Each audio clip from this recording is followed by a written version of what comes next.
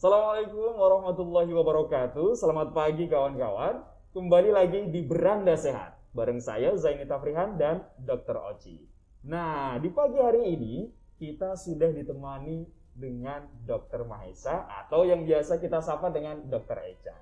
Selamat pagi, Dokter. Selamat pagi, assalamualaikum. Waalaikumsalam. Nah, ini saya sudah didampingi oleh dua dokter yang nanti akan kita ajak ngobrol-ngobrol terkait kesehatan di Indonesia utamanya. Nah, ini yang paling kenal dengan Dr. Mahesa ini adalah Dr. Oci. Mungkin Dr. Oci punya informasi menarik buat Dr. Mahesa. Kita ngundang Dr. Mahesa nih untuk bincang pada pagi ini, tentunya untuk ngobrol tentang kesehatan ya, apalagi mudik gitu. Okay. Nah, beliau ini sehari-harinya biasanya di Rumah Sakit Haji sebagai Direktur Umum SDM, Pelatihan dan Pendidikan. Oke, baik. Nah, di organisasi profesi juga beliau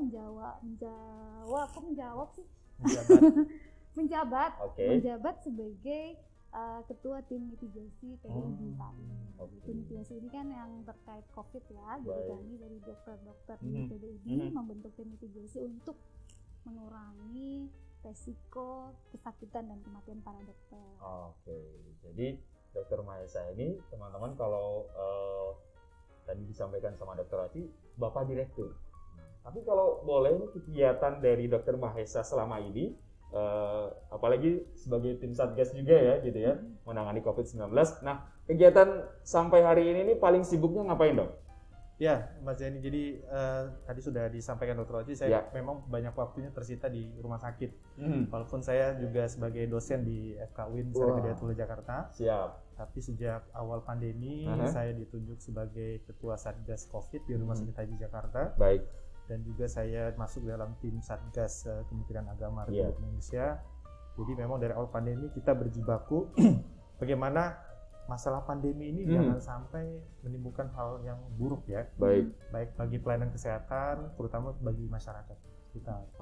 Kita tahu dalam perjalanannya angka-angka kesakitan, angka kematian terus bertambah. Kalau kita melihat grafiknya, sebenarnya kita belum lewat dari gelombang pertama ya sebenarnya. Sempat ada penurunan dalam 1-2 bulan terakhir ini, tapi dalam 1 minggu terakhir ini trennya meningkat lagi. Nah, jadi kita sangat-sangat mengantisipasi betul. Jangan sampai lagi bertambah harus yang dirawat, terutama juga tenaga kesehatan.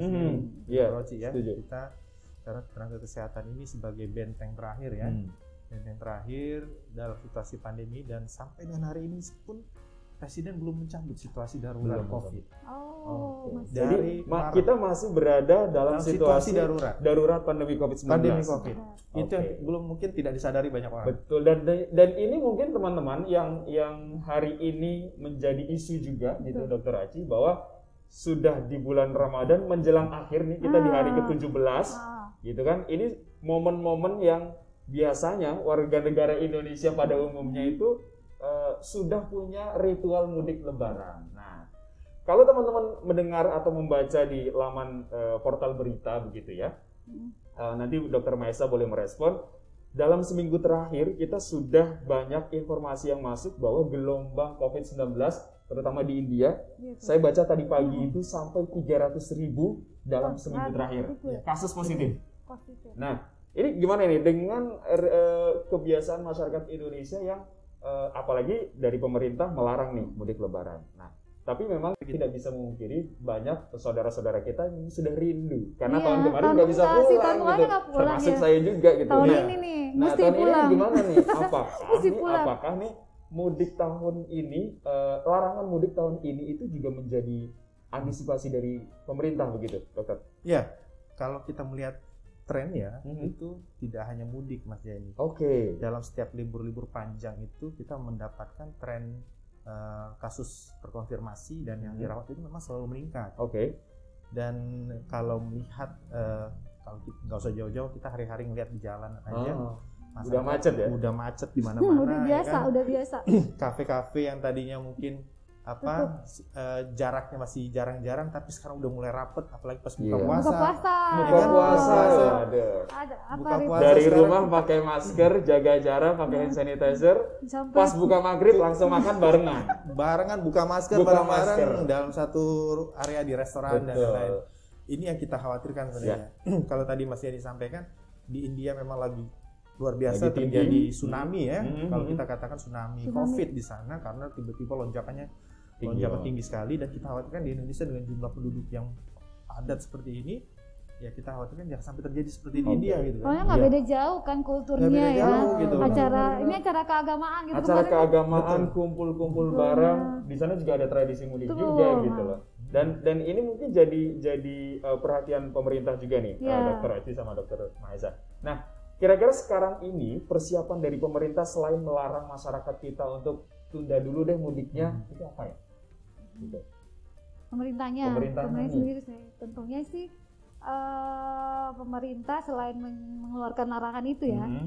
tetap menyiapkan fasilitas-fasilitas kesehatan dan Fasilitas SDM-nya. kesehatan. Oke. Nah, bagaimana teman-teman, karena mungkin pemerintah sadar kalau orang Indonesia agak-agak sulit diatur Agak sulit. ya. Jadi tetap ada antisipasi seperti itu yang kita mau siapin. Oke. Kalau saya dari fasilitas kesehatan primer, mungkin kalau Dr. Mahesa dari rumah sakit ya dok, Ya. Nah, pasti ya SDM kan lebih banyak. Apalagi Nah, sekarang iya. dengarnya beberapa rumah sakit sudah mulai membuka bangsal COVID lagi karena Oh ya? peningkatan kasus. Iya. mempersiapkan tsunami kedua atau gelombang kedua atau gimana? Ya, antisipasi selalu setiap hari Antisipasi. kita lakukan. Oke. Karena sampai dengan hari ini kami di rumah sakit belum ada perintah untuk menurunkan kesiapsiagaan kita. Oh, jadi nggak ada. masih standby Masih untuk standby. untuk tetap menerima satu Betul. waktu misalnya Karena itu tadi terjadi lonjakan. situasi darurat belum dicabut oleh presiden. Kira-kira sampai kapan itu status darurat? Ya, sebenarnya kita berharap kalau dari awal ya masyarakat kita Mhm. konsisten untuk disiplin menjalankan Mhm. protokol kesehatan, kemudian grafik itu signifikan turun ya, Mas Mhm. ini, Mhm. dan lonjakan kasus baru itu tidak ada lagi. Kita sebenarnya kita berharap kasus ini lama-lama pandemi bisa kita lewati. Oke. Tapi kan persoalannya kan grafiknya kemudian naik lagi. Iya. Iya. Ya kan, dan Beberapa kemudian hari. kita melihat fakta di lapangan berbeda jauh dengan di awal pandemi. Di awal pandemi jalanan begitu Sepi lowong, ya. ya kan. Iya, WFH masih digalakan di Betul, mana-mana dan betul. lain-lain. Sekarang Ini benar-benar klaster perkantoran juga naik ya dok? Pas Kluster kantoran kantoran naik. udah mulai Iya, naik. betul. Karena udah, kalau tuh kemarin ada WFH 3 hari di rumah, 2 hari di kantor, sekarang Iya. kayaknya udah daily ya bekerjanya Nah, dan ini pengaturannya. betul. Nah, Gak tahu itu apakah yang memang pemerintah kita tidak ketat lagi atau mungkin masyarakat kita sudah mengabaikan. Jadi udahlah, gua mah kerja aja, udah bosan juga di rumah Yes, gitu. iya, Jadi ada juga itu seperti mungkin itu. kita tidak bisa menyalahkan masyarakat juga dengan Iya. kondisi yang saat ini begitu Betul. ya. Cuma memang mungkin yang bisa kita berikan selain edukasi bahwa kesadaran dari masyarakat itu juga harus ditingkatkan lagi gitu. Karena pandemi Covid-nya belum selesai, terus kita ada momen harus kumpul keluarga, itu mungkin jadi adalah gue pengen ketemu keluarga nih. Betul. Nah ini mungkin jadi satu daya tarik buat masyarakat. Dah, gue mau keluar deh, mau bebas gitu. Nah tapi kalau dari sisi organisasi profesi nih, Dokter Mahesa, kan SDM atau tenaga Iya. kesehatan ini kan juga Betul. seperti kita gitu. Nah kalau bisa boleh disampaikan nggak bagaimana strategi dari organisasi profesi itu melindungi atau memberikan support kepada tenaga kesehatan? Gitu. Ya. Jadi memang Mas Denny dan Dr. Oci, karena tadi kita perlu menjaga betul kekuatan tenaga kesehatan karena situasi darurat belum dicabut. Oke.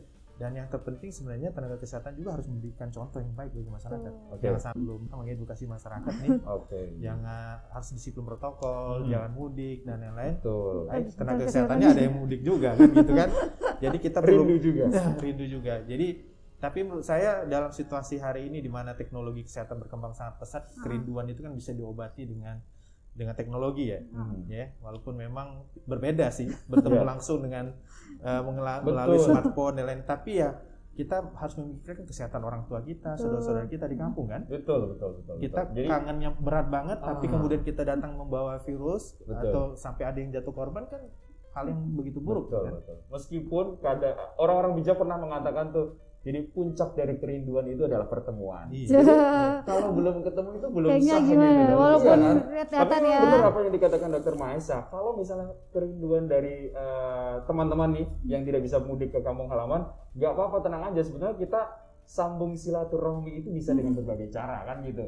Entah bisa kirim hadiah ke rumah ya kan, kirim paket, tinggal klik-klik aja udah sampai ke tujuan gitu. Nah, kalau tadi disampaikan tentang tenaga kesehatan juga harus jadi contoh nih buat masyarakat. Nah, saran untuk masyarakat sendiri itu kayak gimana? Kan kita udah contohin nih gitu. Para tenaga kesehatan sudah nggak mudik atau misalnya sudah menjaga protokol kesehatan. Saran untuk masyarakatnya gimana, Bapak Ibu dokter? Kalau dari kita sih ya memang masyarakat sekarang itu kan ada beberapa yang sudah dapat vaksinnya.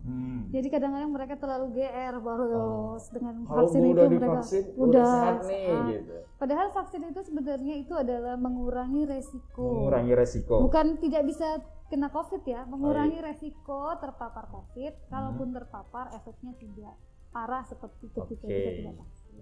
Nah, saya jadi buat teman-teman yang mungkin tahun ini kita masih menunda mudik, kita bersabar saja karena semakin kita tidak mentaati protokol semakin panjang pandemi. Gitu kan Dokter Mahesa? Iya, betul. Gimana Dokter Mahesa? Saran buat masyarakat kita? Ya, itu tadi. Mungkin karena beredarnya banyak informasi melalui sosial media, hoax kesehatan bertebaran di mana-mana dan sekarang kan dibilang masyarakat itu lebih gampang mempercayai informasi di sosial media ya daripada ucapan langsung dokter. Pagi-pagi langsung buka itu soalnya. Bangun tidur belum cuci mata, belum gosok gigi udah buka dulu WhatsApp itu kan. Betul. Sehingga informasi-informasi itu ibaratnya kalau terlalu banyak informasi dia akan terima mana aja gitu kan. Iya. Dan yang gawatnya adalah informasi sesat atau palsu ini yang kemudian banyak diadop oleh masyarakat. Nah, ini yang kita khawatirkan. Mohon masyarakat untuk bisa mencerna informasi yang baik tentang situasi hari ini, bahwa betul tadi yang disampaikan Dr. Oci, vaksin itu bukan berarti Anda bebas kemana-mana tanpa mengurangi risiko. Betul. Ya. Karena apa? Virus itu bisa melekat di mana saja kan? Ya. Di tangan Anda. Ya kan, kalau Anda tidak menjalankan protokol, tangan Anda bisa mendatangkan virus. Betul. Anda berjabat tangan dengan orang lain, ya kan? Anda dalam jarak yang sangat dekat. Ini yang kemudian kita inginkan masyarakat benar-benar disiplin lah menjalankan protokol ya. Karena kita juga tenaga kesehatan tidak ingin ada masyarakat yang harus dirawat atau bahkan sampai meninggal dunia. Karena kami tenaga kesehatan Mas Jenny juga kadang-kadang terenyuh perasaan kita ketika kita sudah merawat dengan menggunakan hazmat panas-panasan terhadap pasien, kemudian karena kondisi pasien sangat berat sehingga tidak tertolong, itu merupakan juga perasaan juga bagi tenaga kesehatan. Apalagi keluarga dan saudara-saudara sendiri juga banyak yang terkenal gitu. Karena kan? kita juga memikirkan kalau seandainya itu kena pada keluarga kita terdekat sendiri. Setuju. Nah, ini menarik ya teman-teman. Jadi sebetulnya usaha dari pemerintah mulai dari kebijakan melarang atau menunda mudik di tahun ini, kemudian para tenaga kesehatan juga sudah berjibaku menjadi garda paling depan dan juga paling terakhir nih di belakang, karena paling depan itu tenaga kesehatan itu mengedukasi kan gitu. Sebetulnya dari tenaga kesehatan mengedukasi, kemudian masyarakatnya bisa menjaga diri. Nah, paling akhir tenaga kesehatan nunggu ini di rumah sakit. Lo jangan sampai masuk ke sini nih gitu. Kalau masuk sini gue yang rawat kan gitu. Betul.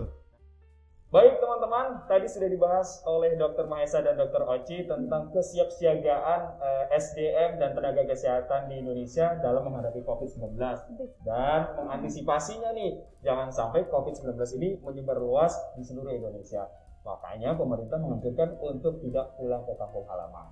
Demikian. Nah, terima kasih juga nih buat Dr. Oci sama Dr. Mahesa sudah mau ngobrol nih terkait antisipasi kita dalam menghadapi COVID-19 di tahun 2021. Terima kasih, saya Zaini Tabrian, pamit undur diri. Assalamualaikum warahmatullahi wabarakatuh. Waalaikumsalam.